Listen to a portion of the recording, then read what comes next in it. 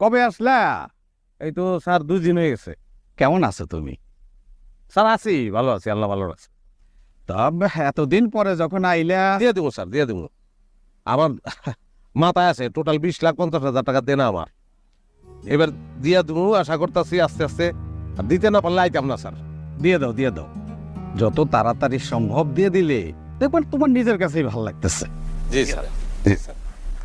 শুনলাম sir chairman election করতেছেন আপনি। দাঁড়াইছি।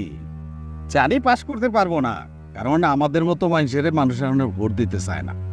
ব্যাপারটা তো হচ্ছে লেনদেনের এখন, বোঝো নাই? তারপরেও আমাদের মতো মানুষকে তো দাঁড়াইতে হবে।